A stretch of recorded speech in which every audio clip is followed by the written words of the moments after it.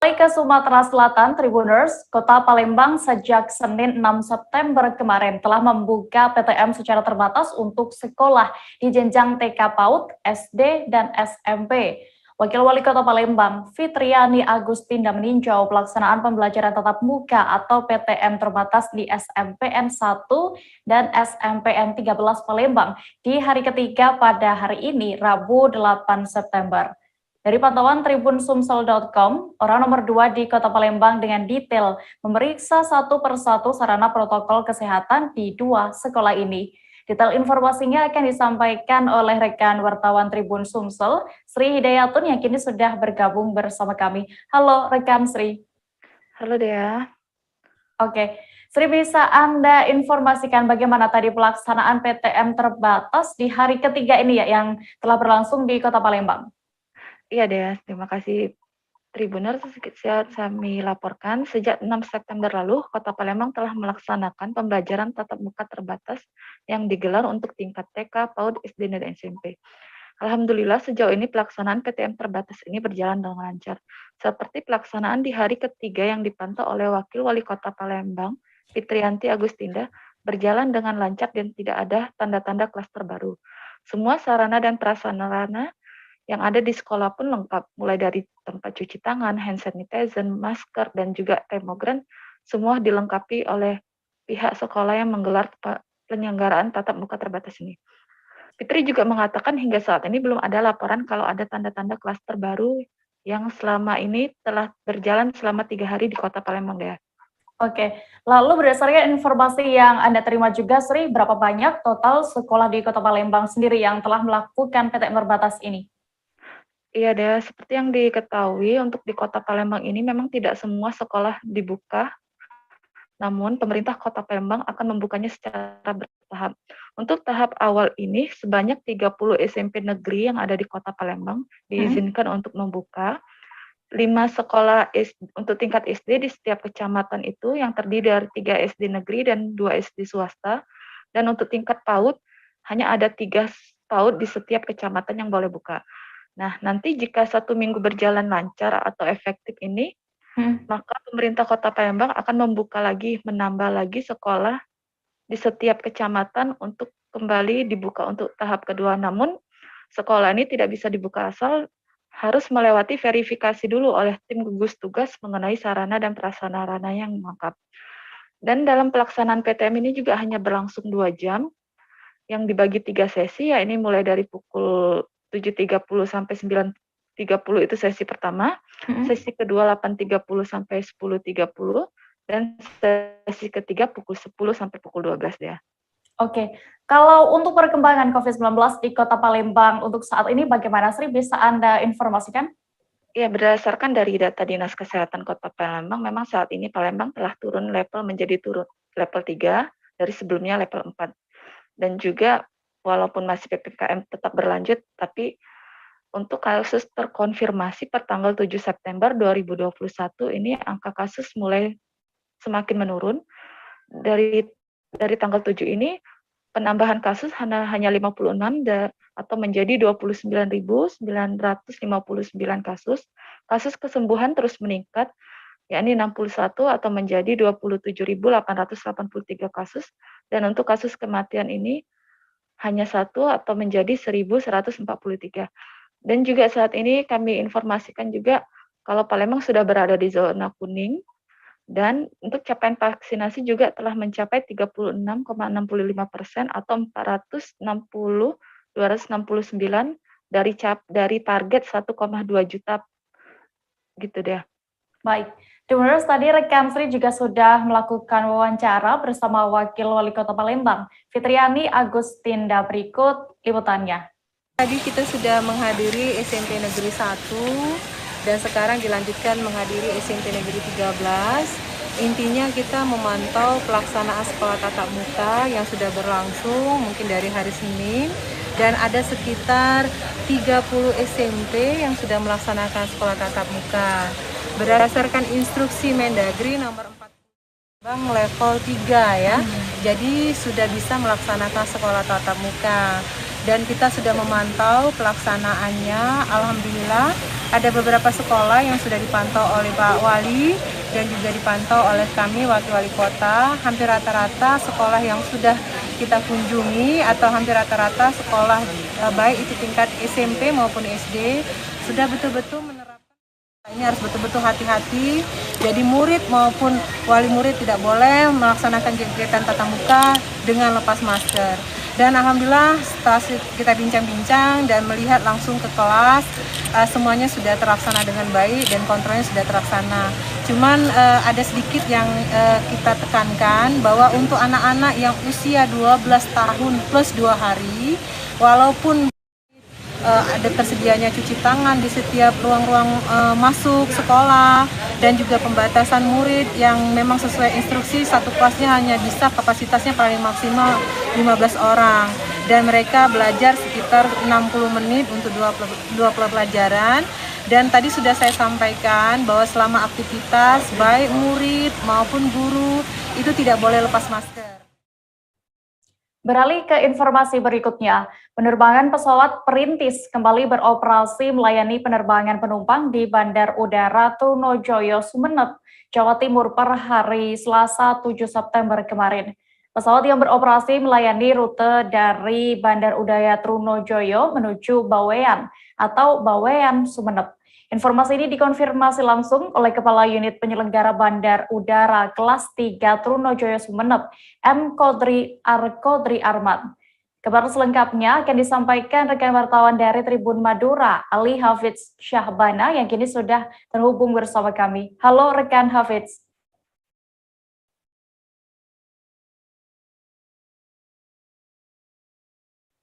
Per hari Selasa tanggal 7 September 2021 untuk penerbangan pesawat perintis di terminal Trunojoyo Kabupaten Sumeneb kembali beroperasi. Hal ini disampaikan langsung oleh Kepala Bandara Trunojoyo Kabupaten Sumeneb, M. Kodri Arman, bahwa beroperasi ini kembali dibuka karena Kabupaten Sumeneb sudah masuk level 2 Jawa Bali. Oke, lalu bagaimana untuk teknis penerbangannya dan juga bagaimana untuk protokol kesehatannya mengingat saat ini juga masih berlangsung PPKM di tengah pandemi ini? Di tengah pandemi yang sedang berlangsung ini, tetap mematuhi protokol kesehatan COVID-19. Hal ini, penerbangan perintis, pesawat perintis ini rute Bawean Sumeneb atau Sumeneb Bawean. Untuk jadwalnya biasanya dari jam 9 sampai jam 10, dari jam 10 sampai jam 11 siang. Oke, lalu berdasarkan tadi keterangan dari pihak bandara kelas 3 Trunojoyo Sumeneb ini, apa sebenarnya alasan hingga akhirnya penerbangan perintis ini kembali dibuka di sana? Alasan yang paling utama adalah karena Kabupaten Sumeneb sudah masuk PPKM level 2 yang sebelumnya sempat tertunda karena Kabupaten Sumeneb masuk level 3. Pada saat itu sekitar bulan Juli hingga hari Selasa kemarin kembali dibuka kembali untuk penerbangan pesawat perintis Bawean Sumeneb atau Sumeneb Bawean. Seperti yang disampaikan kemarin itu bahwa tidak seperti hari-hari sebelum COVID-19, untuk penumpang memang sampai saat ini masih sepi. Kalau hari pertama dibuka penerbangan dari Sumeneb Bawean atau Bawean Sumeneb hanya ada satu penumpang, tetap mematuhi protokol kesehatan COVID-19. Ini yang dititik tekankan. Sementara untuk dari penerbangan Sumeneb ke Pekerhungan, ini masih menunggu dari pihak terkait seperti EKEI.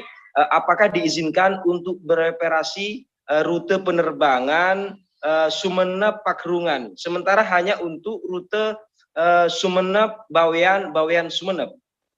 Baik, Tribuners, tadi rekan Hafidz juga sudah berhasil mendapatkan keterangan dari Kepala Unit Penyelenggara Bandar Udara Kelas 3 Trunojoyo Sumeneb, M. Kodri Arman. Berikut liputannya.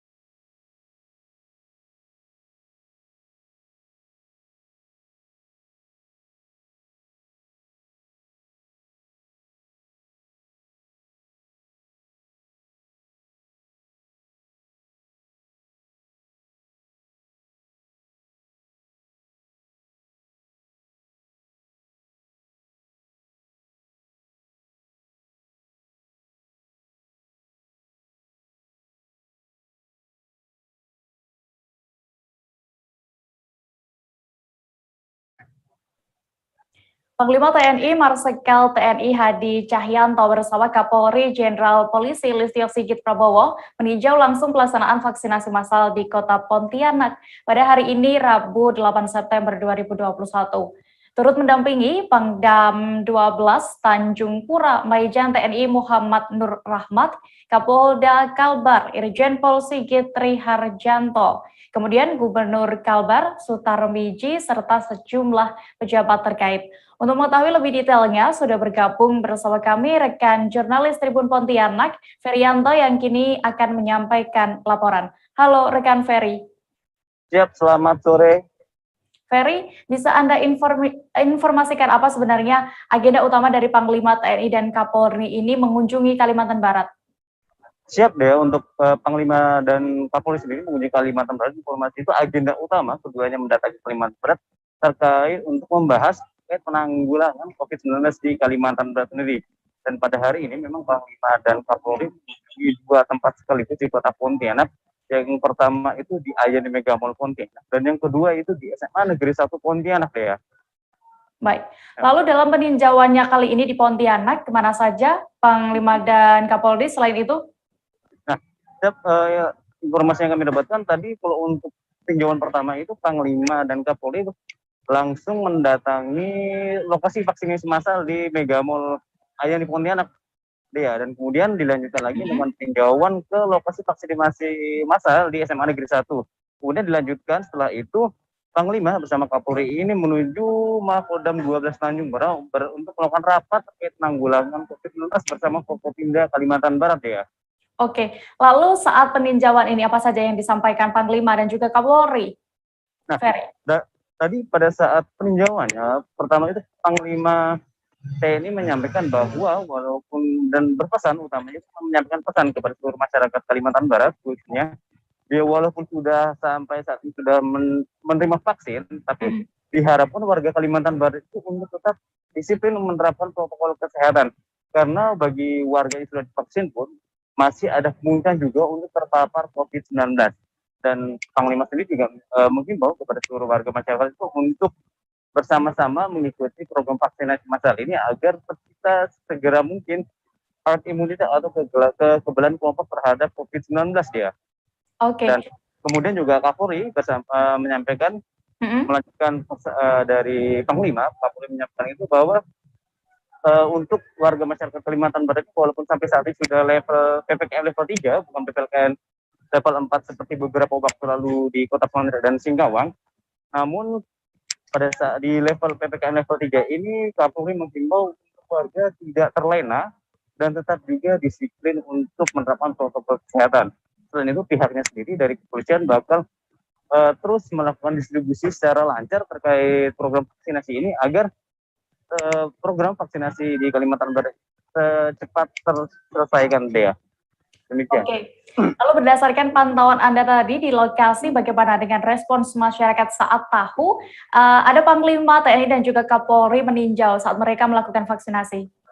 Nah, tadi itu sejumlah masyarakat, untuk totalnya sendiri di Ayani Mega Mall itu ada 1.500 peserta vaksin, kemudian di SMA Negeri 1 Pontianak itu ada 1.500. Nah, sebagian besar warga Kota Pontianak mengikuti vaksin tadi juga tidak kayak bahwa pada hari ini kegiatan mereka vaksinasi itu ditinjau langsung oleh Panglima dan Kapolri ya. Mereka pun mengapresiasi dua petinggi dari TNI, petinggi dari TNI dan petinggi dari kepolisian ini turut hadir meninjau langsung pelaksanaan vaksinasi di Kota Pontianak. Mereka juga menyampaikan bahwa mengapresiasi atas kunjungan keduanya tersebut ya. Baik. Tribuners, tadi rekan Ferry juga sudah berhasil mendapatkan keterangan dari Panglima TNI Marsikal TNI Hadi Cahyanto dan juga Kapolri Jenderal Polisi Listio Sigit Prabowo. Berikut liputannya.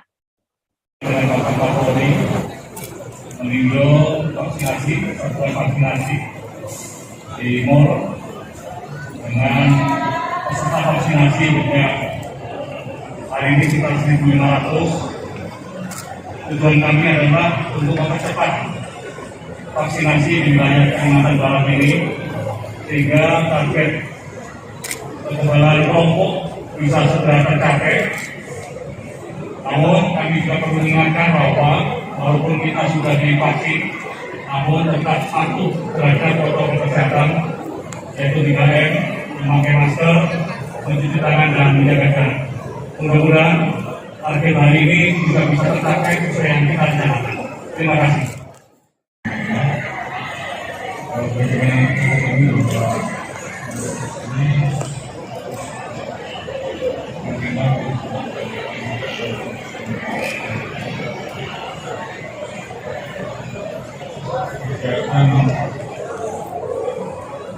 Pengendalian dilaksanakan dengan melakukan strategi PPKM yang disampaikan dan kami memantau pengendalian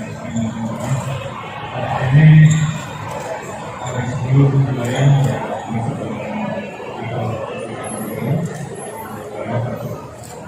sehingga tentunya di lembaga dalam kita akan tentunya dengan pelonggaran tersebut ada potensi untuk meningkatkan bagaimana ekonomi strategi yang dilakukan bagaimana melakukan kesehatan maupun bagaimana mempercepat laju vaksinasi di masyarakat agar segera mendapatkan hal berikutnya daripada dalam tubuh. Karena itu tentunya kami berharap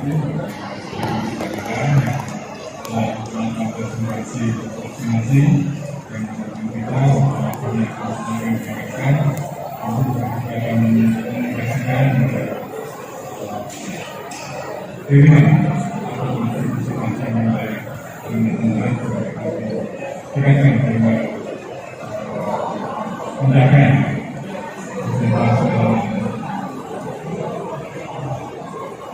vaksinasi yang ini ada di 80%. Kita beralih ke Jawa Barat, Tribuners. Pemerintah Kota Bandung telah menetapkan kebijakan kembali digelarnya pembelajaran tatap muka terbatas mulai hari ini 8 September. Namun ternyata tidak semua sekolah memutuskan untuk menggelar kegiatan tersebut hari ini. Satu di antara sekolah yang belum membuka kegiatan PTM terbatas hari ini yakni ada SDN 263 Ranca Loa di Kelurahan Cipamokolan, Kecamatan Rancasari. Padahal sekolah tersebut ternyata menjadi salah satu dari pilot project rencana penerapan PTM terbatas di Kota Bandung. Selengkapnya akan disampaikan rekan jurnalis Tribun Jabar, Cipta Permana, yang kini sudah terhubung bersama kami. Halo Cipta.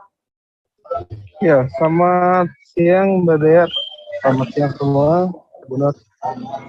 Rekan Cipta, bisa Anda informasikan apa sebenarnya alasan dari pihak SDN 263 Rancaloka ini memilih tidak ikut menyelenggarakan PTM terbatas serentak di Kota Bandung hari ini? Baik, terima kasih Dea. Dapat kami sampaikan bahwa hari ini penyelenggaraan pembelajaran tatap muka terbatas di Kota Bandung diselenggarakan secara serentak dan diikuti oleh 328 sekolah yang semula diagendakan hari ini akan dilaksanakan oleh 330 sekolah. Di mana salah satu sekolah tersebut adalah SDN 263 Rancaloa, Kecamatan Rancasari. Berdasarkan informasi yang kami terima dari pihak kepala sekolah, Ibu Otik Hayati, bahwa alasan mereka tidak menggelar PTM serentak pada hari ini dikarenakan ingin memantapkan persiapan sebelum bertemu dengan siswa-siswi peserta didik. Hal ini menurutnya dikarenakan komitmen dari SDN 263 Rancaloa adalah meskipun minat atau semangat untuk bisa mengajar dan belajar di sekolah secara langsung sangat tinggi, baik itu oleh pendidik, kependidikan dan peserta didik, namun keselamatan dan kesehatan dari peserta didik menjadi prioritas utama. Demikian Dea yang bisa saya sampaikan. Oke, rekan Cipta, lalu kapan pihak SDN 263 Rancaloa ini akan menyelenggarakan PTM dan bagaimana persiapannya? Baik, terima kasih. Dapat kami sampaikan bahwa rencana penyelenggaraan PTM di SD 263 Rancaloa ini akan diselenggarakan esok hari atau tanggal 9 September 2021. Sejumlah persiapan sudah dilakukan selain persiapan infrastruktur sarana protokol kesehatan sebagaimana diinstruksikan dalam Inmendagri dan SKB 4 Menteri. Namun pihak sekolah juga memiliki pola tersendiri dalam mengantisipasi penyebaran COVID di sekolahnya. Salah satunya dengan menyediakan alur untuk kedatangan siswa maupun kepulangan siswa, yang dimana alur tersebut akan membuat siswa tidak bersentuhan langsung satu sama lain, dan juga untuk para orang tua diberikan batas antar dan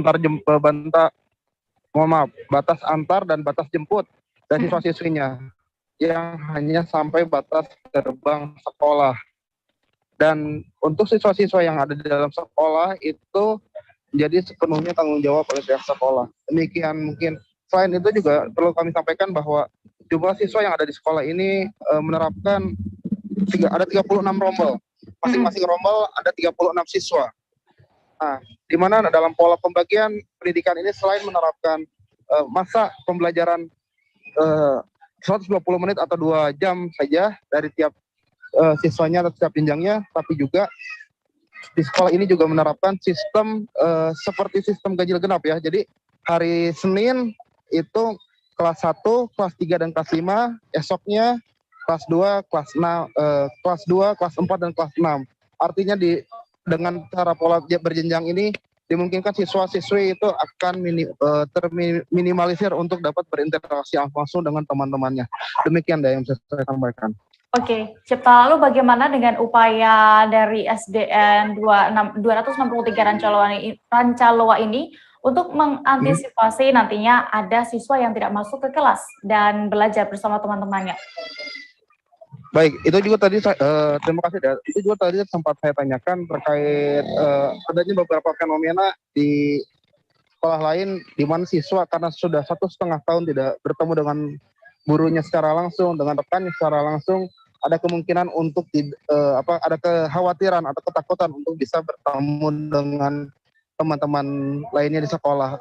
Pihak sekolah mengantisipasinya dengan adanya seperti ruang transit ya. Jadi ada siswa yang datang apabila di sekolah siswa tersebut ketakutan atau menangis atau merengek enggan untuk masuk ke kelasnya. Pertama yang dilakukan oleh pihak sekolah adalah menelpon pihak orang tua, di mana pihak orang tua selain ada di luar sekolah tapi juga ada di rumah masing-masing. Kalau dari cara tersebut belum juga bisa dilakukan, dihubungkan langsung dengan siswa tersebut, maka sekolah menyediakan ruang khusus, itu ruang transit yang tadi saya sampaikan. Di mana siswa tersebut akan dibujuk oleh para guru dan rekan-rekannya agar mau bersedia untuk masuk ke kelas. Demikian ya. Baik. Tribuners, tadi rekan jurnalis kami, Cipta, sudah berhasil mendapatkan keterangan dari pihak SDN 263 Rancaloa. Berikut liputannya. Kami sebagai Kepala Sekolah SDN 263 Rancaloa akan melaksanakan PTM, itu akan dimulai dari hari besok. Mestinya hari ini, karena hari ini melaksanakan rapat dulu dengan Ibu Bapak Guru agar bisa nanti melaksanakan dengan aturan yang tepat dan sebaik-baiknya. Muridnya di sini ada 1.200. Yang akan dilaksanakan untuk pertemuan pertama itu sekitar 500 orang. Nah, nanti di pertemuan kedua dilaksanakan untuk hari besoknya, begitu 500 orang lagi. Dan untuk hari besoknya lagi itu baru yang 200. Nah, di sini pelaksanaan pembelajarannya yang pertama kelas 1, kemudian kelas 3, kelas 5. Jadi yang ganjil. Kemudian untuk hari keduanya, hari besoknya, yaitu untuk kelas 2, kelas 4, dan kelas 6. Dan untuk hari besoknya lagi, anak yang sisanya itu dari jumlah 1.000. Karena kalau misalkan dibagi 2, itu mungkin tidak bisa, karena jadi kalau misalkan yang seandainya muridnya ada 40, di situ kan pelaksanaannya harusnya 20. Maka kami pending dulu untuk yang 2 orangnya, untuk nanti dikumpulkan lagi di hari berikutnya. Baik. Nah, 120 menit, yaitu 2 jam. Nah, itu untuk 2 mata pelajaran. Baik. Misalkan satu pelajaran itu bahasa Indonesia contohnya. Jam berikutnya matematika. Baik. Nah setelah itu anak itu pulang. Nah sesinya juga kita di sesi. Oke. Pertama masuk itu misalkan kelas 1 jam 7. Kemudian di sesi keduanya atau datang lagi yang Kami akan kembali selesai jeda sejenak Tribuners, tetaplah di live update. Oke, apa kabar Bang Ariski di sini untuk strateginya? Kalau saya sendiri di Game Week 37 ini yang semalam baru mulai, Apa yang saya dirasakan udah Cover Hitam? Sebenarnya aku nggak ngerasain penangkapan atau penggerebegan atau apapun itu. Karena gini loh, posisinya aku Kriteria. lumayan. Jadi kita mengenal disebut dengan stroke yang tidak berdarah dengan stroke yang berdarah. Stroke yang tidak berdarah itu biasanya ditandai dengan adanya penyumbatan. Kalau itu terjadi di sini mungkin pikirnya tidak ke situ kali ya. Tapi kalau di Korea atau di Kamboja itu ada beberapa paper yang saya itu mas, ya dulunya tukang koran. Oh gitu ya? Tukang koran. Ya, saya baca itu Pak. Tuh kan pernah baca kan? Ya. Jadi kalau saya jadi pangdam itu udah bersyukur banget. Si anak ini dijadikan sebagai tersangka begitu. Ya, kalau ini kita bicara yang di luar kasus Bongombo ya. Dikenal dengan nama hujan shower, di mana terdapat batas jelas antara daerah hujan dan tidak hujan yang biasanya terjadi pada fase awal mature stage atau tahap berbahaya dewasa. itu Kang. Jadi mulai artinya terjadinya perlembekan. Nah itu untuk penetrasi akan sulit begitu ya. Dok, saya ini menurut saya memang tidak mudah, bukan urusan tanah diambil.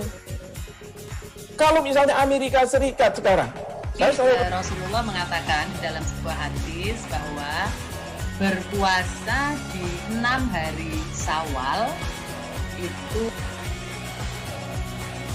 Oke, apa kabar Bang Ariski di sini untuk strateginya? Kalau saya sendiri di Game Week 37 ini yang semalam baru mulai, Apa yang saya dirasakan udah Cover Hitam? Sebenarnya aku nggak ngerasain penangkapan atau penggerebegan atau apapun itu. Karena gini loh, posisinya aku Kriteria. lumayan. Jadi kita mengenal disebut dengan stroke yang tidak berdarah dengan stroke yang berdarah. Stroke yang tidak berdarah itu biasanya ditandai dengan adanya penyumbatan. kalau itu terjadi di sini mungkin pikirnya tidak ke situ kali ya. Tapi kalau di Korea atau di Kamboja itu ada beberapa paper yang Saya itu mas, ya dulunya tukang koran. Oh gitu ya? Tukang koran. Ya, saya baca itu Pak. Tuh kan pernah baca kan? Ya. Jadi kalau saya jadi pangdam itu udah bersyukur banget. Si anak ini dijadikan sebagai tersangka begitu. Ya, kalau ini kita bicara yang di luar kasus Bongombo ya. Dikenal dengan nama hujan shower, di mana terdapat batas jelas antara daerah hujan dan tidak hujan yang biasanya terjadi pada fase awal mature stage atau tahap Berbahaya dewasa. itu Kang. Jadi mulai artinya terjadinya perlembekan. Nah itu untuk penetrasi akan sulit begitu ya. Dok, saya ini menurut saya memang tidak mudah, bukan urusan tanah diambil. Kalau misalnya Amerika Serikat sekarang, Rasulullah mengatakan dalam sebuah hadis bahwa berpuasa di 6 hari Syawal itu.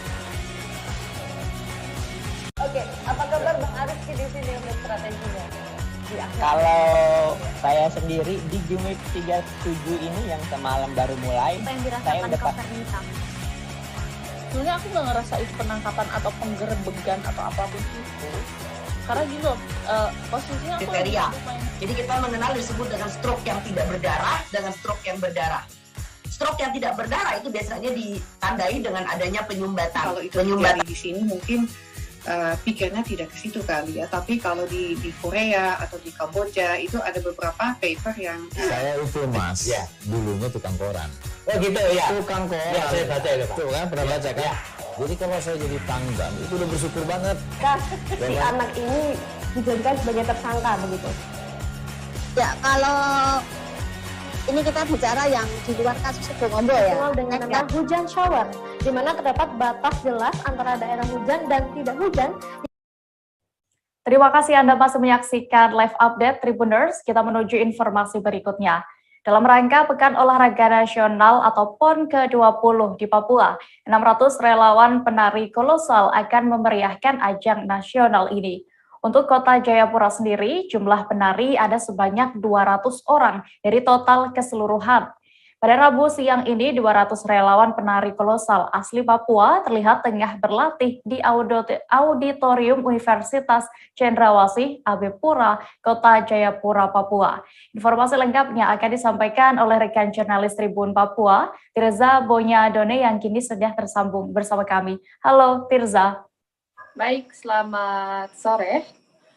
Oke, rekan Tirza, bisa Anda informasikan terkait tarian yang digunakan untuk kolosal ini ya, dari suku mana saja? Baik, untuk tarian yang digunakan ini merupakan tarian yang campur, artinya menggunakan dari suku Asmat, Sarerai, Tabi, hingga Kepala Burung. Dan ini memang suatu kolaborasi yang memang selalu dilakukan oleh tarian kolosal di Papua. Karena selain untuk menunjukkan suku adat yang ada di Papua, dan juga ini menunjukkan budaya dari Papua tersendiri, sehingga memang tari-tarian ini tidak hanya berdasarkan tarian Asmat saja juga, melainkan dari Sererai, Tanah Tabi, dan juga tempat-tempat lainnya yang ada di Provinsi Papua tentunya. Dan selain itu juga, terkait dengan tarian-tarian ini memang secara garis besar akan dilaksanakan untuk event-event tertentu, bahkan acara-acara perlombaan, jadi tidak menutup kemungkinan untuk tarian kolosal, dan juga tarian-tarian ini akan selalu digunakan apabila ada event seperti Pekan Olahraga Nasional juga yang akan berlangsung beberapa waktu lagi. Dan juga dari tarian-tarian ini selain memperkenalkan budaya seperti yang tadi setelah saya jelaskan, tarian-tarian ini juga menunjukkan ciri khas atau keberagaman dari orang asli Papua. Dan di mana bisa dilihat di layar kaca kita bahwa anak-anak Papua begitu antusias dalam melakukan tarian-tarian ini. Selain untuk memperkenalkan daerah juga, ini menunjukkan cita dan ras asli Papua. Seperti itu deh ya. Oke, lalu apakah nanti akan ada tarian lain yang ditampilkan selain tarian kolosal yang campuran dari beberapa daerah ini untuk menyambut PON? Tirza. Baik, untuk Pekan Olahraga ini juga tentunya mereka tidak hanya akan menampilkan tarian kolosal saja, melainkan beberapa tarian seperti tarian penyambutan dan beberapa tarian lainnya dari sanggar-sanggar yang sudah dipilih oleh Kota Jayapura maupun dari Kabupaten Kota Jayapura juga. Dan selain itu juga untuk persiapan penari juga ketika untuk penyambutan ada beberapa tim yang sudah dibagikan. Dan memang itu sedikit istilahnya informasi yang diberikan memang terbatas karena ingin seperti memberikan kejutan bagi masyarakat setempat terkait dengan berapa banyak jumlah dan juga tarian-tarian seperti apa. Yang pastinya tarian yang akan ditampilkan oleh Kabupaten Kota Jayapura maupun Kota Jayapura sendiri dan klaster-klaster lainnya yang nanti akan dilaksanakan Pekan Olahraga juga, bahwa ini akan menunjukkan sesuatu yang berbeda dari Pekan Olahraga biasanya. Dan selain untuk penyambutan seperti yang telah saya jelaskan tadi, ada tarian-tarian khusus yang memang disiapkan oleh berbagai macam sanggar, dan itu memang sudah masuk kualifikasi dari setiap hal yang dipilih oleh PB PON di Papua. Oke, Tirza, tadi Anda sebutkan ada klaster-klaster lainnya juga ya nanti. Lalu untuk jumlah relawan yang dibagi masing-masing ada berapa, Tirza? Baik, dari informasi yang kami dapatkan untuk relawan baik untuk Mimika, itu terdapat 100 orang relawan yang akan menari pada saat Pekan Olahraga nantinya. Dan juga untuk klaster untuk di daerah Merauke sendiri, itu terdapat 100 orang. Dan untuk klaster Kabupaten Jayapura terdapat 200 orang. Jadi memang untuk 200 orang ini terdapat di klaster Kabupaten Jayapura dan juga Kota Jayapura, sehingga yang akan tampil di Kabupaten dan juga Kota Jayapura sebanyak 400 orang. Sedangkan untuk Mimika dan juga Merauke sebanyak 200 orang, 100 di setiap daerahnya. Baik, Tribuners, tadi rekan Tirza juga sudah berhasil melakukan wawancara bersama Koordinator PB PON Bidang Sosial Budaya Provinsi Papua, Septinusa, dan juga Enrico Yori Kondologit, selaku Koordinator Pemeran dan Pementasan Bidang Sosial Budaya. Berikut liputan lengkapnya. Satu gerak yang dimiliki oleh suku-suku di Papua, baik itu dari Asmat, baik itu dari Sairiri, baik itu dari Tabi, bahkan juga dari Kepala Burung di Domberai dan Memberai, untuk ditampilkan dalam durasi waktu yang cukup pendek, sehingga menjadi suatu menarik untuk dipertunjukkan. Nah, salah satu perbedaannya juga kalau tari tradisi itu secara koreografi tidak bisa ditampilkan campur-campur begitu, karena dari dulu koreografinya begitu sampai kapanpun tetap begitu. Tapi kalau tarian kreasi itu bisa digabungkan dengan koreografi yang menarik karena dia ada pada seni pertunjukan. Nah, anak-anak di belakang yang kolosal itu memang adalah tarian yang ditarikan dengan jumlah banyak orang. Nah, jadi seperti mereka menari tarian Asmat, tapi dengan gerakan yang sama, tapi dengan jumlah yang banyak. Lalu kalau tarian kelompok untuk penyambut, ya baik. Dari Sosbud memang kami sudah bikin perencanaan, lalu kemudian ini melalui Pak Koordinator ini Pak Riko, mereka kita rekrut ya. Jadi rekrut ini apa penari ya. Penari ini direkrut dengan ada penari, kemudian ada juga tim yang mereka yang disebut ambasador ya. Ini untuk beberapa kegiatan yang berbeda-beda tapi ada dalam bidang Sosbud. Nah ini yang penari ini ada yang untuk tari kolosal, terus ada mereka yang nanti ada di grup nanti menari di tempat akomodasi. Jadi hotel-hotel nanti ada kita punya panggung seperti itu, kecil nanti dibuat atau mungkin juga bisa nanti mereka menari di situ. Tapi dengan juga di apa namanya Dari Papua kita beralih ke Jawa Timur, Tribuners. Sebuah gedung penyimpan onderdil motor di Jalan Raya Manukan Kulon nomor 56A, Tanda Surabaya terbakar pada Selasa 7 September siang kemarin. Menurut Ketua RT setempat, sebelum kobaran api melumat seisi gudang, beberapa karyawan gudang mengaku sempat mendengar ledakan. Belasan kendaraan berbagai jenis pun dikerahkan Dinas Pemadam Kebakaran di Kota Surabaya guna memadamkan api. Detail informasinya terkait update terkini insiden kebakaran di Surabaya ini akan disampaikan langsung oleh rekan wartawan Tribun Jatim, Luhur Pambudi yang kini sudah bergabung bersama kami. Halo Luhur. Halo, selamat sore. Dea.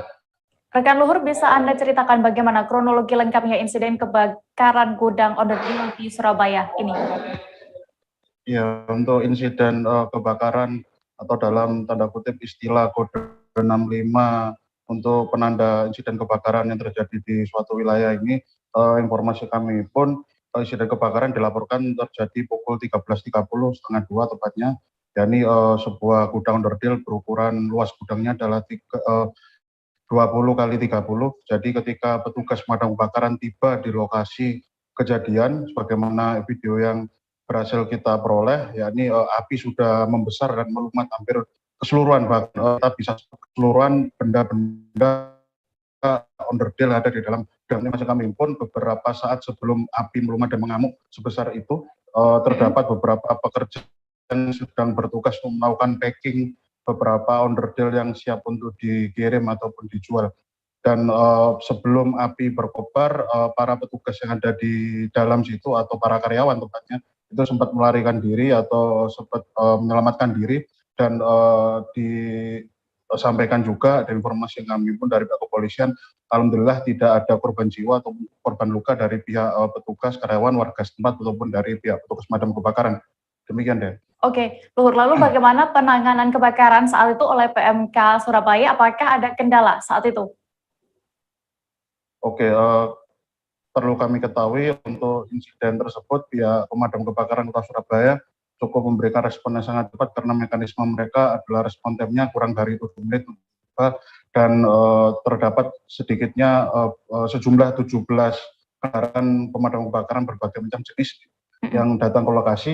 Terkait kendala, tidak ada kendala yang cukup berarti karena akses jalan untuk menuju ke lokasi gudang sangat dekat sekali dengan jalan raya, sehingga potensi halangan seperti lalu lintas ataupun halangan untuk kendaraan PMK mengakses ke lokasi kebakaran itu tidak ada atau tidak cukup signifikan. Artinya memang cukup lancar dan mekanisme pemadaman pun disampaikan oleh pihak PMK hanya berlangsung kurang dari 30 menit. Jadi semua bisa dipadamkan dan hanya saja karena onderdil benda yang terbakar itu adalah onderdil yang ada komponen karet yang begitu khusus, sehingga pasca dilakukan pemadaman api sudah padam, tapi efeknya adalah asap tebal warna putih yang cukup semacam menyulitkan, sehingga petugas pemadam kebakaran kemarin sempat menggunakan pakaian khusus, yaitu pakaian yang dilengkapi oleh tabung oksigen. Demikian dia. Oke, lalu bagaimana dengan analisis penyebab kebakaran ini? Apakah sudah ada, terlebih tadi juga ada informasi bahwa karyawan yang berhasil menyelamatkan diri itu juga sempat mendengar ledakan, Luhur? Siap. Untuk soal ledakan itu perlu kita ketahui bahwasanya memang hasil informasi yang kami himpun ternyata beberapa petugas yang sempat melarikan diri atau untuk menyelamatkan diri itu sempat mendengar ledakan. Di ledakan itu ketika dilakukan semacam pemeriksaan investigasi oleh pihak kepolisian, ternyata itu bersumber dari sebuah aki kemasan dalam kardus yang tiba-tiba meledak, entah itu karena korsleting atau karena sebab lain secara kimiawi. itu memang terjadi dan ledakannya cukup keras, dan itu yang diperkirakan menjadi pemicu adanya api yang kemudian melumat hampir seluruh seisi gudang. Dan analisis dari pihak kepolisian pun sebenarnya masih menduga awal bahwasanya itu adalah korsleting listrik yang disebabkan oleh aki tadi yang dimaksud, tapi pihak kepolisian belum menyandarkan informasi itu untuk sebagai penjelas terkait penyebab kebakaran di gudang tersebut. Tapi pihak kepolisian masih akan menunggu mekanisme dari proses DVI dari Puslap 4 Mabes Polri cabang Surabaya, yang kan informasinya yang kami peroleh barusan tadi ya, ini akan diterjunkan untuk melakukan analisis pada hari Kamis besok ya. Jadi semacam itu. Oke, Tribuners, tadi rekan luhur juga sudah berhasil mendapatkan keterangan dari Ketua RT 03 Ahmad Nuruddin dan juga Kapolsek Tandes Polrestabes Surabaya Kompol Hendrik. Berikut keterangan lengkapnya. Saya kan posisi di rumah, kebetulan saya RT di sini, saya dapat laporan dari warga, Pak ada apa asap hitam. Terus saya datangin ke sini, kayak gitu ini sudah api sudah besar gitu, besar itu. Nah terus ada pemadam masuk, terus disemprot. Saya tanyain ke petugas siapa yang kerja di situ, gudang itu yang jaga gudang itu, ternyata awalnya ada ledakan dari aki katanya. Nah dari situ kan gudangnya itu gudang Win. Spare part sepeda motor. Pak, itu tadi ada api, itu berapa lama apinya? Ya, hampir 1 jaman. Hampir 1 jam. Iya, hampir 1 jam. Ada aktivitas nggak, Pak? Kenapa? Ada aktivitas. Ya, aktivitas ada, yang lainnya kan ngepak-ngepak yang lainnya juga gitu, apa? Yang lainnya sibuk di bagiannya sendiri-sendiri, terus tiba-tiba ada ledakan. Berarti di dalam area gudang itu? Di dalam area ada aktivitas lainnya ya, ada yang ngepak apa gitu kan. Posisi akinya sebelah sini, di sebelah barat. Di sebelah barat. Pojokan itu ya. Informasinya gitu dari petugas.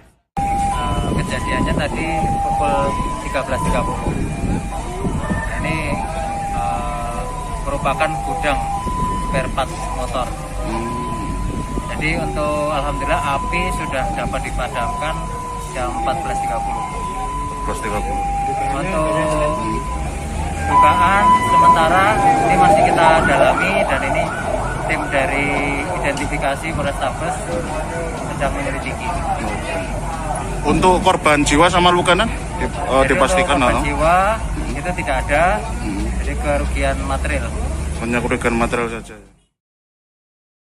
Seorang guru olahraga di Sekolah Dasar Wonogiri, Jawa Tengah ditangkap polisi lantaran mencabuli siswanya sendiri. Tersangka diketahui berinisial P, berusia 35 tahun, laki-laki asal Kabupaten Grobogan yang saat ini berdomisili di Desa Ngadirojo Kidul, Kecamatan Ngadirojo, Kabupaten Wonogiri. Sementara itu, korban diketahui merupakan remaja laki-laki berinisial JH, berusia 14 tahun yang kini duduk di bangku SMP yang merupakan mantan siswanya.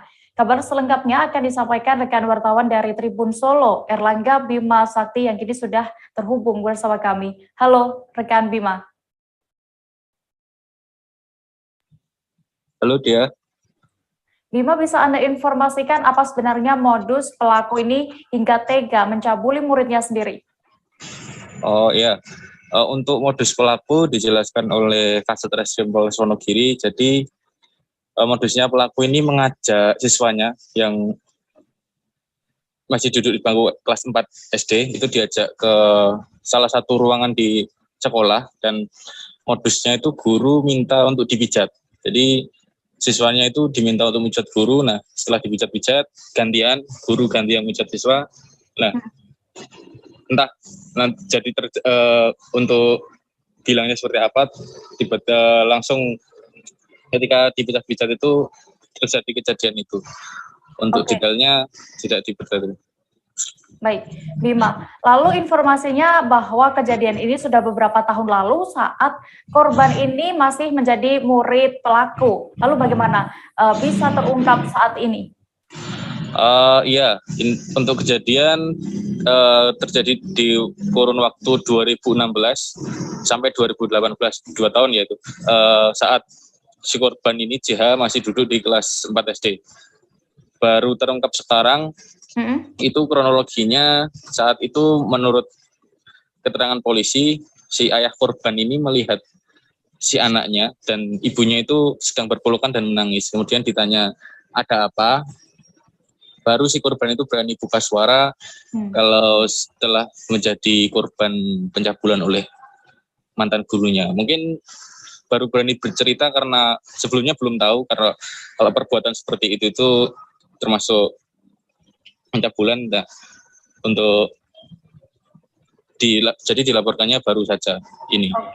Oke. Lalu bagaimana dengan status guru saat ini? Sudah diamankan juga ya? Bagaimana untuk proses hukumnya, Bima? Ya, untuk tersangka oknum guru ini sudah diamankan pihak kepolisian, sudah dimintai keterangan, dan saat ini statusnya sudah tersangka. Jadi ketika ada laporan masuk pada hari Senin kemarin, jadi laporan masuk ke polisi hari Senin, kemudian langsung diamankan. Saat ini sudah dalam proses pendalaman kasus, mungkin dikembangkan lagi, misal ada korban-korban yang lain atau bagaimana, itu nanti saat ini sedang didalami oleh polisi. Oke, Bima, informasinya juga guru ini, pelaku ini merupakan guru yang sudah berstatus sebagai PNS, pegawai negeri sipil. Lalu bagaimana dengan tanggapan dari BKD Wonogiri sendiri atas kasus ini?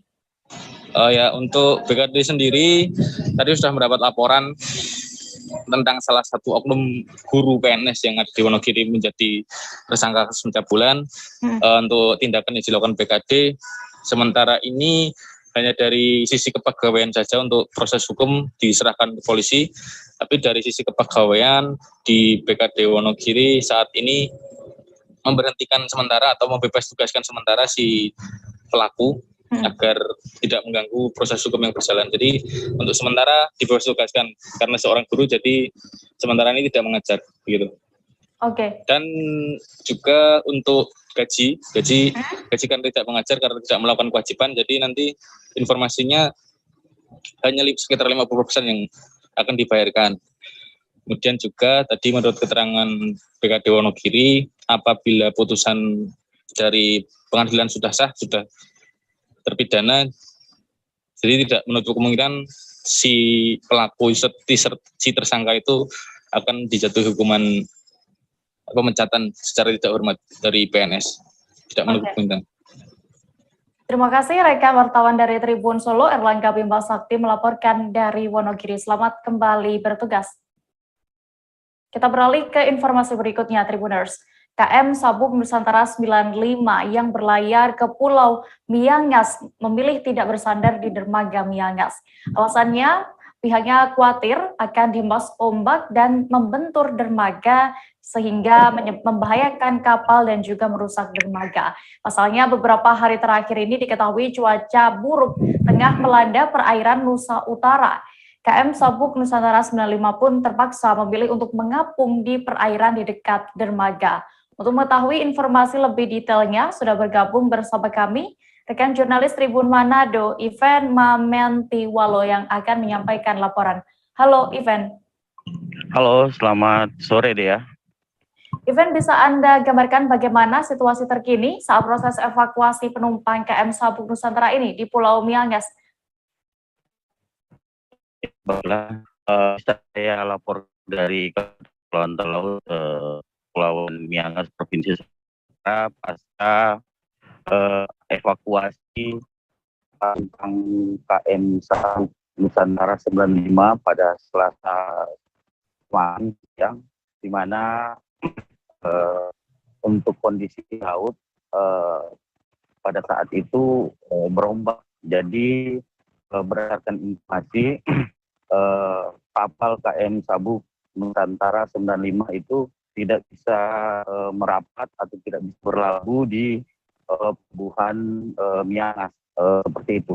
Jadi inisiatif dari TNI AL Posal, dalam hal ini Posal Miangas yang bertugas di wilayah perbatasan, langsung mengambil langkah inisiatif untuk mengevakuasi para penumpang KM Sabuk Nusantara 95. Nah, seperti itu ya.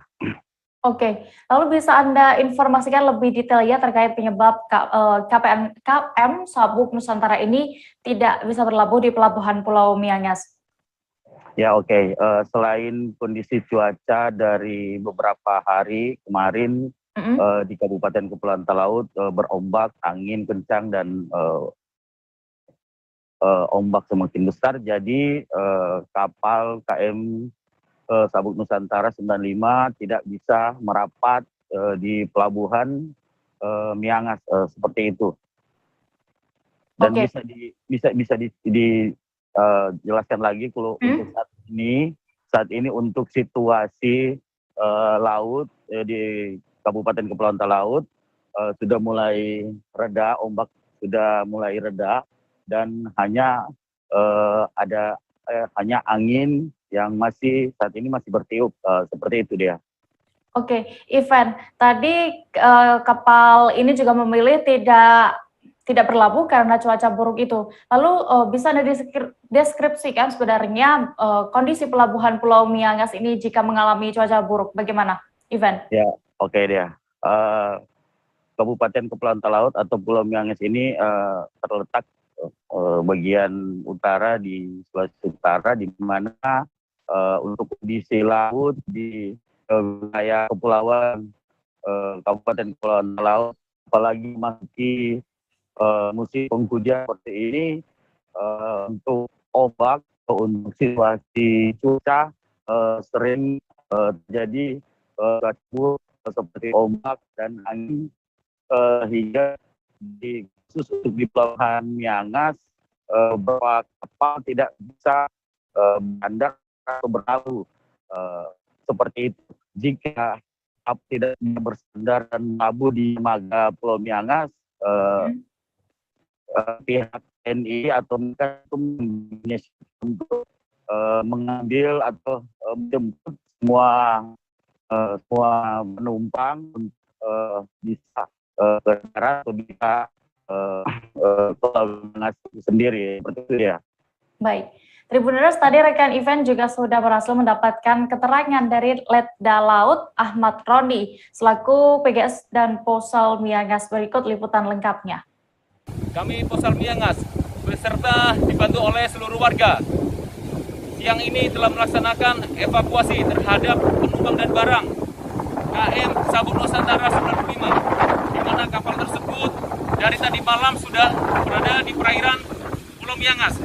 Namun karena kondisi cuaca buruk, kapal tersebut tidak bisa berlabuh di pelabuhan.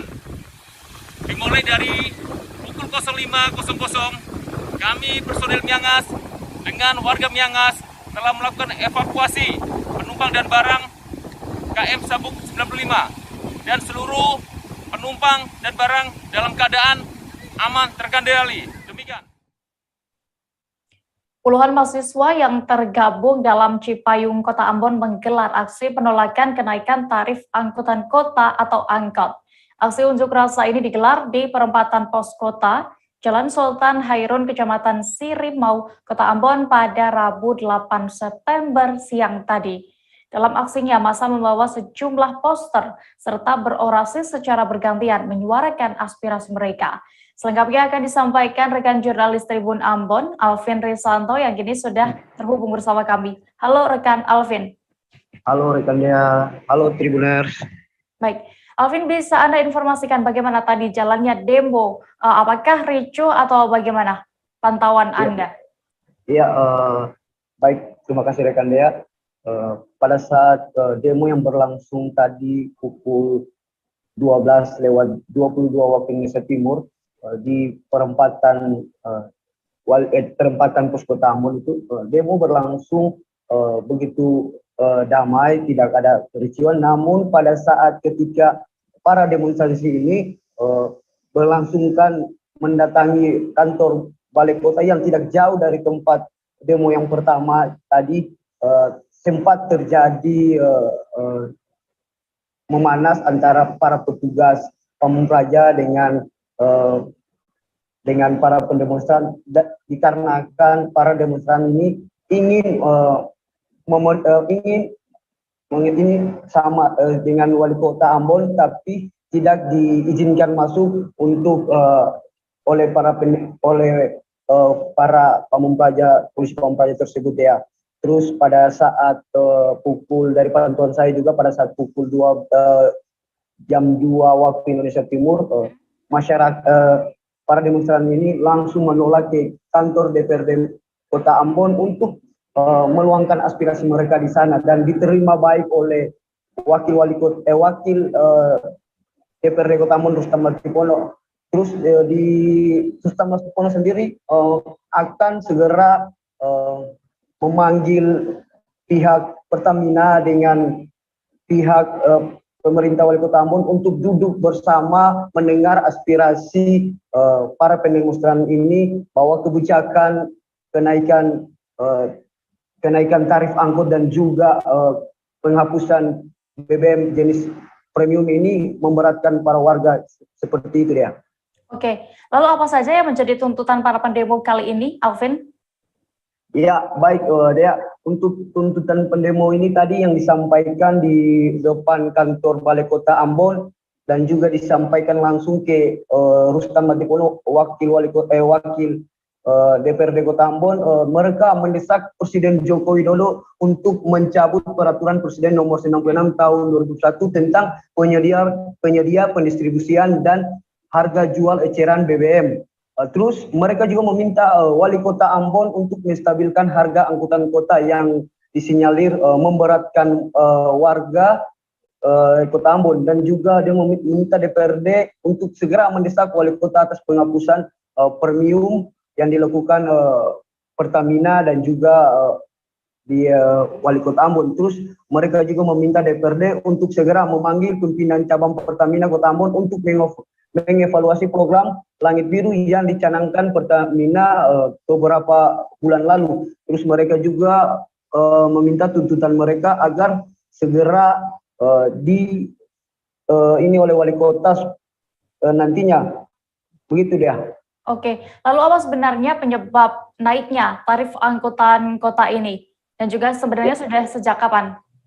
Ya, sebenarnya penyebab, ya terima kasih dia, sebenarnya penyebab kenaikan tarif angkut ini dikarenakan Pertamina Pusat menghapus BBM jenis premium di Indonesia sendiri, dan pada 1 September kemarin itu sudah dihapus oleh pemerintah pusat, bahwa BBM premium sudah tidak akan lagi dijual di Pertamina. Terus itu yang menjadi landasan Wali Kota Ambon, dalam hal ini Dinas Perhubungan, untuk melakukan kenaikan tarif. Pasalnya menurut mereka kenaikan tarif ini untuk menyeimbangkan para pendapatan sopir angkut. Asalnya kenaikan Pertalite sendiri memungkinkan mereka yang saat ini di sopir angkut. Begitu dia. Oke, baik. Terima kasih rekan jurnalis Tribun Ambon, Alvin Risanto, untuk informasinya. Selamat kembali bertugas. Tribuners, kami akan kembali dengan kabar menarik lainnya seusai jeda berikut. Tetaplah di Live Update. Oke, apa kabar Bang Arif di sini untuk strateginya? Kalau saya sendiri di Jumip 37 ini yang semalam baru mulai, saya udah sebenarnya aku nggak ngerasa itu penangkapan atau penggerebegan atau apapun itu, karena gini loh, posisinya aku kriteria. Jadi kita mengenal disebut dengan stroke yang tidak berdarah dengan stroke yang berdarah.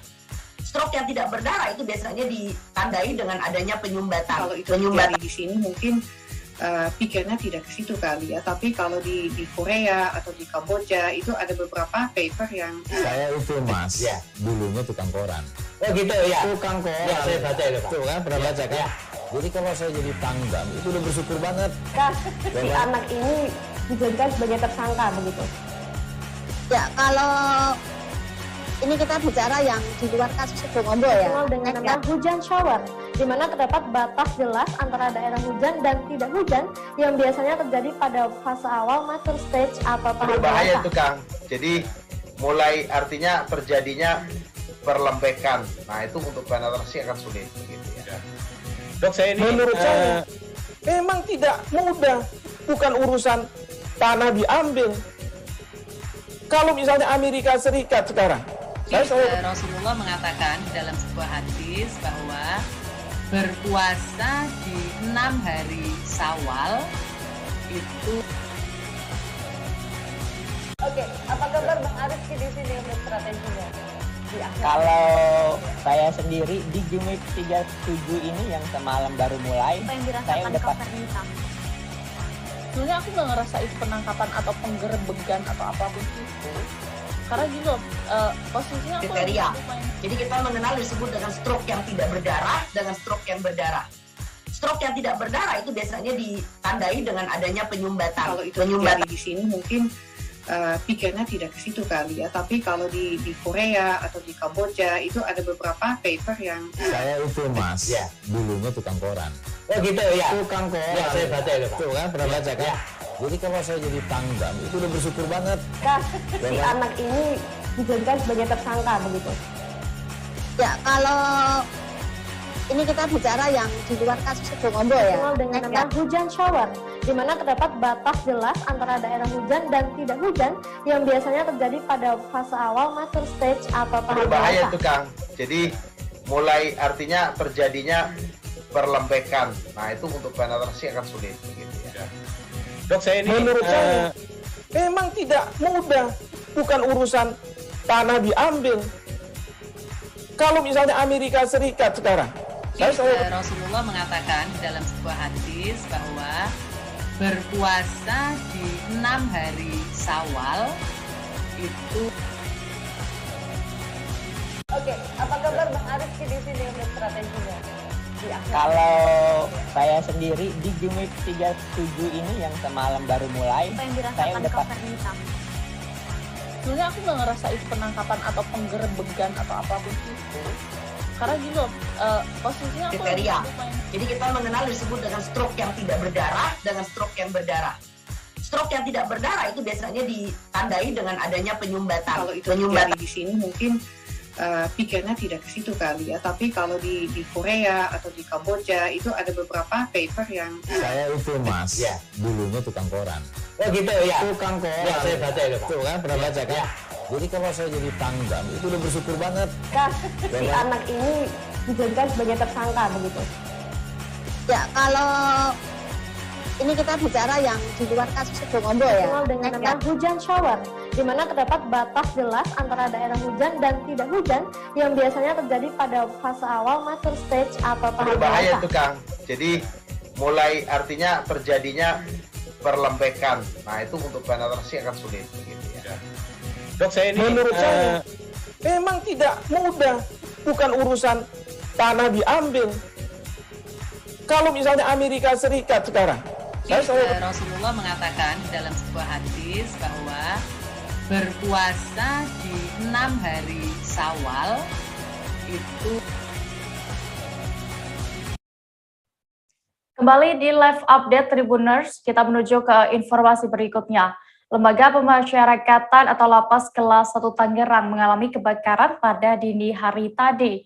Menteri Hukum dan HAM Republik Indonesia Yasona Lauli sempat terpantau meninjau Lapas Kelas 1 Tangerang ini. Di sana Yasona Lauli kemudian menggelar jumpa pers guna menceritakan kronologi insiden kebakaran dan update terkini terkait kejadian itu.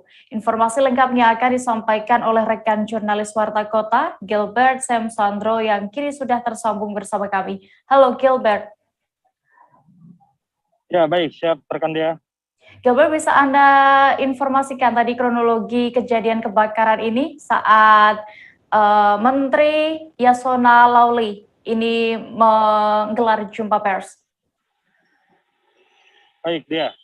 Menurut Menteri Hukum dan HAM Republik Indonesia Yasona Lauli, kronologi kebakaran ini terjadi bermula saat petugas lapas sedang berada di atas menara melihat kobaran api yang berada di atas blok C2. Selanjutnya petugas yang melihat di menara tersebut melaporkan kepada Keamanan Lapas Kelas 1 Kota Tangerang. Selanjutnya lalu melaporkan atau menelepon Dinas Pemadam Kebakaran Kota Tangerang, dan kemudian 13 menit kemudian sebanyak 12 unit mobil pemadam kebakaran Kota Tangerang tiba di Lapas kelas 1 Kota Tangerang ini. Lalu api baru berhasil dipadamkan setelah satu setengah jam kemudian. Apakah Gitu sudah diketahui untuk dugaan penyebab atau penyebab tepatnya memang kejadian kebakaran ini, Gilbert? Ya, baik dia. Yasona Lauli mengatakan untuk sementara saat ini dugaan kejadian kebakaran ini terjadi karena persoalan arus pendek. Namun demikian, menurut Yasona, tim dari Puslapor Mabes Polri masih melakukan penyidikan terkait penyebab dari kebakaran yang terjadi di Lapas kelas 1 Kota Tangerang ini dia. Oke, Gilbert, bisa Anda informasikan update terkait jumlah korban selamat atau yang berhasil dievakuasi oleh petugas dengan bagaimana kondisinya dan juga apakah ada penambahan korban meninggal dunia atau bagaimana? Ya, baik dia. Untuk saat ini korban meninggal dunia masih disebutkan sebanyak 41 orang, di mana 40 orang meninggal pada saat kejadian dan 1 orang lainnya meninggal saat dalam perjalanan menuju Rumah Sakit Umum Daerah Kabupaten Kota Tangerang.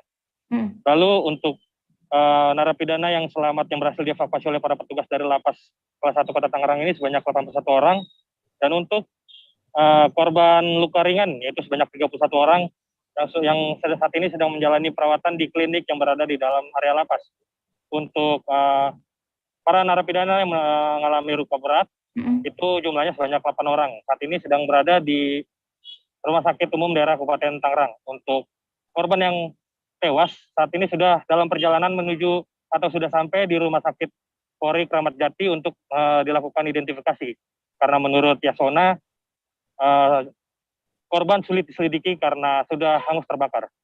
Begitu dia. Oke, lalu untuk kondisi terkini di Lapas kelas 1 Kota Tangerang sendiri bagaimana pasca insiden naas kebakaran ini? Untuk kondisi terkini pada pukul 17.18 waktu Indonesia Barat di Lapas kelas 1 Kota Tangerang masih dijaga oleh petugas dari personil kepolisian Polres Metro Tangerang Kota. Untuk pintu masuk gedung Lapas kelas 1 Kota Tangerang ini juga masih dijaga oleh personil kepolisian dengan menggunakan senjata lengkap. Baru saja juga baru datang Menterian Menko Polhukam yaitu Mahfud MD untuk memantau proses pemeriksaan atau penyidikan olah TKP yang dilakukan dari tim Puslapor Polri. Gitu dia. Baik, Tribuners, tadi rekan Gilbert juga sudah berhasil mendapatkan keterangan dari Menteri Hukum dan HAM Yasona Lauli. Berikut liputan lengkapnya untuk Anda. Saya menyampaikan turut berlangsungkawa dan berduka cita yang sedalam-dalamnya kepada seluruh keluarga dari 41 orang korban musibah kebakaran yang terjadi di penghuni Blok C2, penghuni Blok C2 Lapas kelas 1 Tangerang. Saya tadi sudah bertemu dengan 2 orang keluarga secara langsung menyampaikan berlangsungkawa. Saya memanggil mewakili keluarga untuk berbicara dengan mereka, mengatakan ungkapan rasa berlangsungkawa kami. Yang pertama perlu saya sampaikan dulu kondisi lapasnya. Lapas kelas 1 Tangerang ini dibangun tahun 1972. Jadi sudah 42 tahun. Sejak itu kita tidak memperbaiki instalasi listriknya. Ada penambahan daya tetapi instalasi listriknya masih tetap. Nah, dugaan sementara seperti yang disampaikan Pak Kapolda tadi adalah karena persoalan listrik arus pendek, Namun demikian, sekarang Puslapor Polri, Dirkrimum Polda Banten,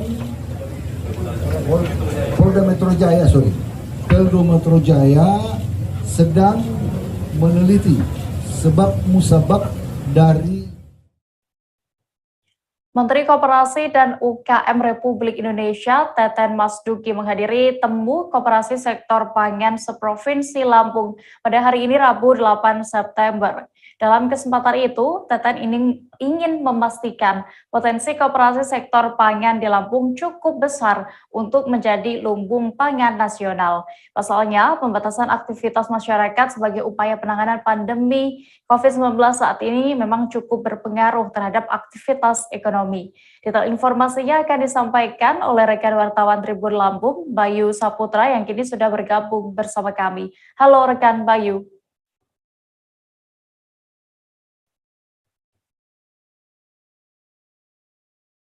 Halo, rekan Bayu?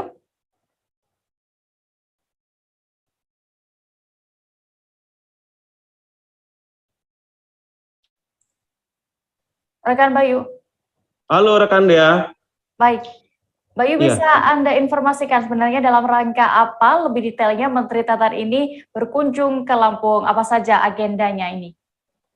Oke, selamat sore pemirsa. Bahwasannya pada sore hari ini sempat Menteri Teten datang ke Lampung. Kunjungan Menteri Teten untuk melihat potensi koperasi di sektor pangan di Provinsi Lampung. Karena Menteri Teten memastikan bahwasannya untuk sektor pangan di Provinsi Lampung bisa menjadi lumbung pangan secara nasional. Begitu rekan Dea. Oke, Bayu, terkait pertemuan dengan para pelaku UMKM di sektor pangan ini ya, apa saja pesan penting dari Menteri Teten saat menghadiri acara itu? Rekan Dea, bahwasannya Menteri Teten meminta pelaku UMKM untuk terus meningkatkan upaya-upaya untuk meningkatkan kesejahteraan masyarakat. Kemudian untuk memprioritaskan pembangunan di beberapa sektor yang strategis untuk pertanian dan infrastruktur industri perdagangan dan UMKM, begitu kan ya. Oke, lalu bagaimana dengan respon dari Pemprov Lampung terkait pesan dari Menteri Teten? Pesan dari Menteri Teten bahwasannya untuk Provinsi Lampung sangat berkembang dan mengharapkan sektor UMKM di Lampung untuk ditingkatkan. Begitu rekan Dea. Baik. Tribuners, tadi rekan Bayu juga sudah berhasil mendapatkan keterangan dari Menteri Koperasi dan UKM Republik Indonesia, Teten Mas Dugi, dan juga Gubernur Lampung, Arinal Junaidi. Berikut liputan lengkapnya. Tadi kami difasilitasi oleh Pak Gubernur untuk dialog dengan para pengurus koperasi di sektor pangan. Kami diperintahkan oleh Pak Presiden untuk memperkuat koperasi pangan karena Lampung memiliki potensi yang sangat besar untuk menjadi lumbung pangan nasional. Nah, koperasi menjadi badan usaha yang paling tepat untuk di sektor pertanian ini, di sektor pangan ini. Nah, kami sudah berkomitmen dengan Pak Gubernur untuk bersinergi untuk mengembangkan koperasi-koperasi pangan di Lampung, supaya koperasinya mengembangkan model bisnis untuk menjamin suplai pangan yang lebih stabil dari segi kualitas dan kuantitas. Nah, nanti dari segi pembiayaan kita perlu mengintegrasikan antara pembiayaan dana bergulir koperasi dengan perbankan. Saya kira marketnya juga bisa kita hubungkan, baik yang untuk dalam negeri maupun untuk ke pasar luar. Nah, saya kira dengan membangun korporatisasi petani lewat koperasi dalam skala ekonomi, kami yakin nilai tukar petani akan membaik. Selain suplai pangan akan menjadi lebih stabil. Itu kira-kira. Potensinya apa aja, Pak? Program-program yang saya lakukan itu tidak lepas dari visi misi untuk menuju Lampung Berjaya. Nah, kita harus identifikasi masalahnya di mana. Nah, ternyata penduduk Lampung ini kan 9,1 jiwa, 70% bekerja di sektor pertanian. tidak ada lain, kita harus tingkatkan ekonomi kerakyatan. Nah, kalau kita sudah berupaya, pasti akan bermuara kepada peningkatan produksi. Produksi ini tidak lagi kita harapkan bersifat hulu, tetapi kita akan bekerja untuk kepentingan peningkatan pendapatan, ada hilirisasi. Mitra yang paling bagus adalah UMKM. Hari ini UMKM yang dipilih oleh Pak Menteri adalah sektor pangan. Nah, oleh karena itu, atas beberapa petunjuk beliau akan saya lakukan dalam waktu yang dekat untuk melakukan komunikasi supaya ini lebih efektif, efisien, dan produktif dalam menghadapi. Karena seperti contoh, apa urusannya kopi bijinya dikirim ke Amerika, dia balik kalian minum jadi Starbucks.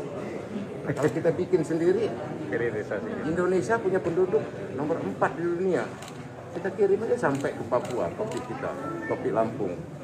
Nah, tapi untuk menghindari hal itu, jangan sampai persaingannya tidak baik, maka kebijakan saya 30% produknya untuk kepentingan hilirisasi, nanti akan selambat laun akan meningkat dan pada akhirnya berhenti ekspor. Untuk pembiayaannya nggak usah disebut ekspor dan berhenti, nanti pengadaan modal asing nanti ngambek sama saya. Untuk pembiayaannya Pak Gub? Pembiayaannya. Beralih ke informasi berikutnya, Tribuners. 3 kabupaten dan kota di Kalimantan Selatan kembali memperpanjang PPKM hingga 20 September 2021 mendatang, yakni ada Kota Banjarmasin, Banjarbaru, dan Kabupaten Kota Baru. Vaksinasi juga masih terus digencarkan di wilayah tersebut. Kali ini Pemprov kembali menggelar vaksinasi COVID-19 bagi ibu hamil di Mahligai Pancasila, Banjarmasin pada hari ini 8 September. Vaksinasi dibuka langsung oleh Gubernur Kalimantan Selatan, Sahbirin Nur. Kabar selengkapnya akan disampaikan rekan wartawan dari Banjarmasin Pos, Milna, yang kini sudah terhubung bersama kami. Halo rekan Milna. Baik rekan Dea. Milna, apakah vaksinasi untuk ibu hamil ini pertama kalinya di Kalimantan Selatan atau bagaimana? Dan juga ada berapa ibu hamil yang divaksin dalam kali ini? Ya, betul Dea. Betul rekan Dea, hari ini adalah vaksinasi untuk ibu hamil yang pertama dilakukan di Kalimantan Selatan. Sebelumnya vaksinasi COVID-19 bagi ibu hamil ini di Kalimantan Selatan diminta langsung oleh Kepala BKKBN Hasto Wardoyo yang datang langsung ke Kalimantan Selatan dan melakukan pertemuan dengan pemerintah Provinsi Kalimantan Selatan. Peserta vaksin sendiri ada 50 orang ibu hamil yang mengikuti di launching hari pertama ini, yang selanjutnya akan dilanjutkan di fasilitas kesehatan, misalnya puskesmas dan vaksinasi massal. Baik, Mina, lalu jenis vaksin apa yang digunakan untuk menyuntik vaksin ibu hamil kali ini? Pada dasarnya vaksinasi untuk ibu hamil sendiri bisa digunakan jenis Sinovac, Moderna, dan jenis vaksin Pfizer. Namun pada saat launching vaksinasi pertama untuk ibu hamil, vaksin yang digunakan varian vaksin Sinovac.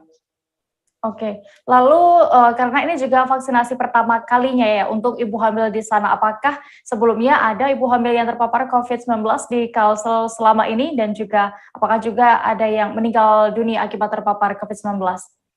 Milna. Ya, sebelumnya selama pandemi ini ada sebanyak 147 ibu hamil yang dirawat di Rumah Sakit RSUD Ulin Banjarmasin yang terpapar COVID-19. Sementara untuk rumah sakit lainnya belum terdata, sehingga kemungkinan jumlah ibu hamil yang terpapar COVID-19 ini ada lebih dari 147 ibu hamil. Sedangkan untuk yang meninggal dunia akibat terpapar COVID ada 7 orang.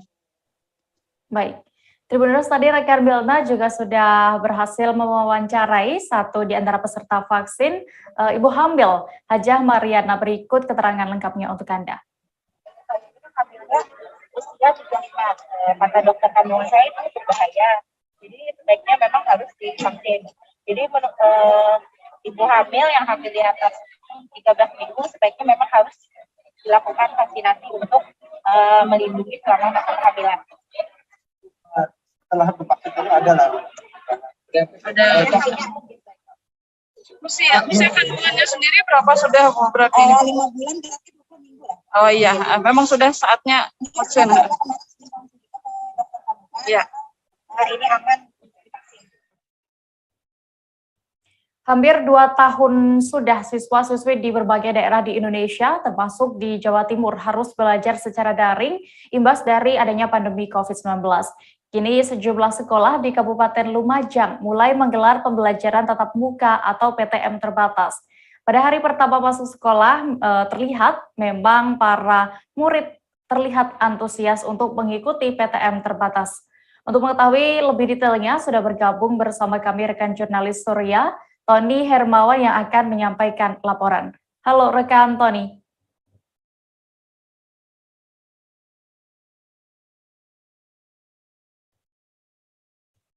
Halo Tony, bisa mendengar kami? Halo, selamat sore rekan Dea, menjelang petang. Ya. Tony, bisa Anda informasikan bagaimana tadi bisa Anda gambarkan suasana hari pertama PTM terbatas digelar di Kabupaten Lumajang? Memang saya gambarkan ya, setelah 2 tahun lebih belajar daring diterapkan karena akibat pandemi COVID-19, pada hari ini tanggal 8 September tepatnya ya, Kabupaten Lumajang telah diizinkan untuk menggelar pembelajaran tatap muka di sekolah setelah PPKM darurat turun menjadi level 3. Begitu rekan Dea.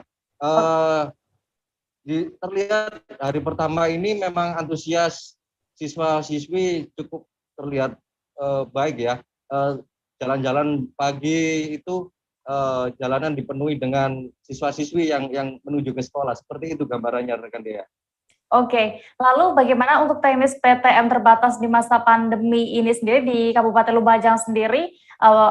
Seefektif apakah jika dibandingkan dengan daring, Tony? Memang pembelajaran tatap muka di zaman masa pandemi tidak bisa disamakan dengan keadaan normal ya. Banyak batasan-batasan yang harus diterapkan. Mulai batasan durasi jam pembelajaran yang hanya berlangsung 3 jam, terus siswa yang hanya dibatasi 5%, terus di dalam kelas juga jaga jarak dan protokol kesehatan yang semestinya ya. Tapi setelah saya menanyakan ke beberapa siswa maupun guru, pembelajaran tatap muka ini cukup efektif jika dibandingkan dengan pembelajaran online. Karena selama 2 tahun, guru ataupun siswa hanya mengenal itu lewat video maupun suara saja. Begitu rekan Dea. Oke, berdasarkan pantauan Anda tadi, Tony, apakah ada cerita unik yang mewarnai hari pertama PTM di Kabupaten Lumajang? Baik rekan Dea, cukup menggelikan memang di hari pertama ini ya. Terutama siswa kelas 7 SMP ya, yang mana mereka sebagai murid baru sudah mengalami masa pandemi ini ya. Waktu ditanya soal keberadaan ruang guru, toilet, itu mereka kebingungan untuk menjawabnya. Terus beberapa siswa juga merasa canggung untuk bertemu dengan teman-temannya karena selama belajar daring itu mereka belum pernah bertatap muka. Seperti itu rekan Dea. Baik, Tribuners, tadi rekan Tony juga sudah mewawancarai Hartono selaku Humas Madrasah Sanawiyah Negeri Lumajang. Berikut keterangan lengkapnya. Untuk PTM hari pertama, alhamdulillah dari sisi kehadiran siswa dan kita pastikan 25% hadir dan insya Allah hampir 100% lah yang hadir dari 25% itu. Yang kedua, anak-anak memang antusias sekali untuk mengikuti PTM ini, pembelajaran tatap muka, karena memang mereka sudah lama tidak melakukan pembelajaran tatap muka. Kemudian efektivitasnya memang lebih efektif dibandingkan dengan daring, karena mereka bisa bertemu langsung dengan guru mereka yang mata pelajarannya. Cuman memang pelaksanaannya tidak seperti pada saat normal. Karena memang mereka harus belajar yang terbatas dengan waktu yang juga terbatas, kemudian situasinya juga sangat terbatas karena masih dalam corona ini. Untuk pelaksanaannya, maka jam belajarnya itu jam 7 bagi kelas 7, kemudian kelas 8 jam 7.30, kelas 9-nya jam 8 baru mulai masuk. Ini supaya tidak terjadi penumpukan ketika di awal sebelum masuk kelas. Dalam rangka menjaga prokes dari anak-anak dan warga madrasah secara keseluruhan. Berapa jam itu Pak berarti pembelajaran? Pembelajarannya sekitar 4 jam. Sekitar 4 jam ya? 4 jam. Tapi kan ya tidak terlalu ketat, artinya mereka belajarnya sama seperti belajar biasa, tidak kita mampatkan begitu, tidak. Ada berapa mata pelajaran itu kalau hanya terbatas? Mata pelajarannya insya Allah 3 mapel. 3 mapel ya? 3 mapel, maksimal 3 mapel. Kalau lihat dari keriuan siswa tadi gimana Pak? Kalau keriuan ke kondisi siswanya ketika masuk, karena kita space 30 menit, sehingga tidak terjadi.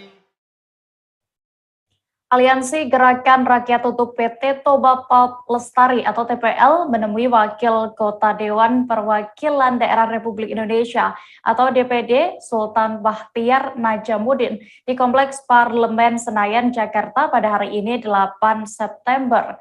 Dalam kesempatan itu, Aliansi Rakyat menyampaikan keprihatinan bahwa terjadi kerusakan alam di sekitar Danau Toba akibat hadirnya PT TPL. Selengkapnya akan disampaikan rekan jurnalis Tribun News, Khairul Umam, yang kini sudah terhubung bersama kami. Halo Khairul. Halo rekan Dea. Khairul, bisa disampaikan bagaimana jalannya pertemuan antara Aliansi Gerakan Rakyat Tutup PT TPL ini dengan pimpinan DPD RI? Ya, benar sekali rekan Dea bahwa sudah disampaikan tadi bahwa pagi sekitar pukul 10.30 waktu Indonesia Barat tadi, Aliansi Gerak Rakyat Tutup PT Toba Pulp Lestari atau yang dikenal PT TPL ini menemui Wakil Ketua DPD RI Sultan Bahtiar Najamuddin. Sultan tidak sendiri, dia didampingi oleh senator lainnya, yaitu Ketua Komite 2 DPD RI Bustami Zainuddin, Ketua PPUU DPD RI Bardike Sitepu, dan Wakil Ketua Badan Akuntabilitas Publik DPD RI Asyera Respati. Betul yang tadi disampaikan rekan Dea bahwa dalam kesempatan itu Aliansi Rakyat ini menyampaikan keresahan dan keprihatinan terhadap ekosistem yang ada di sekitar Danau Toba. Demikian rekan Dea. Oke, Khairul, lalu apa saja yang disampaikan pihak aliansi tersebut kepada pihak DPD RI? Tadi ada beberapa poin ya, yang intinya adalah aliansi ini yang dikoordinatori oleh Ketua Yayasan Percepatan Pembangunan Kawasan Danau Toba, Laurentius Manurung, menyampaikan bahwa selama PT TPL ini beroperasi banyak permasalahan yang ditimbulkan. Misalnya bau tidak sedap yang ditimbulkan di sekitar kawasan Danau Toba. Sementara itu Wakil Ketua Dewan Nasional Aliansi Masyarakat Adat Nusantara atau AMAN, Abdon Nababan, mengatakan bahwa industri tersebut sebenarnya sudah diprotes sebelum adanya pabrik dan izin beroperasinya pabrik. Sebab dia menjelaskan bahwa industri ini merupakan industri yang kotor. Mengapa demikian? Karena industri ini mengelola bahan baku serat kayu yang diolah dengan zat kimia, yaitu zat klorin. Nah, itulah yang menyebabkan bau yang tidak sedap yang dialami oleh masyarakat sekitar Danau Toba. Oke, lalu bagaimana Khairul tanggapan dan respons dari pimpinan DPD RI kali ini, Pak, saat pertemuan tadi? Ya, setelah mendengarkan aspirasi, Wakil Ketua DPD RI Sultan Bahtiar Najamuddin memastikan bahwa pihaknya, yaitu DPD RI, akan menindaklanjuti aduan dan laporan yang disampaikan oleh Aliansi Gerak Tutup PT TPL ini. Komite terkait yang ada di DPD RI akan membahas dan mendalami serta memanggil pihak-pihak terkait untuk membahas dan mengecek kebenaran dari situasi dan kondisi terkini di kawasan sekitar Danau Toba. Nantinya hasil dari kajian komite tersebut akan keluar sebagai rekomendasi yang akan diserahkan ke kementerian ataupun lembaga terkait. Senator asal Bengkulu ini juga berharap bahwa Danau Toba yang merupakan destinasi wisata super prioritas bisa menjadi bagian dalam aspirasi kelompok masyarakat Danau Toba. Demikian rekan Dea. Baik, terima kasih rekan jurnalis Tribun News Khairul Umam untuk laporannya. Selamat kembali bertugas. Tribuners, informasi tadi sekaligus menutup perjumpaan kita dalam live update petang ini. Jangan lupa untuk terus memperbaharui kabar terupdate lainnya di seluruh kanal YouTube Tribun Network. Terakhir, Tribuners, lantaran masih di tengah pandemi, kami kembali mengingatkan kepada Anda untuk selalu menerapkan protokol kesehatan dimanapun berada. Dan mewakili kru yang bertugas, saya Diamita pamit. Terima kasih dan sampai jumpa. Jangan lupa like, subscribe, dan share ya.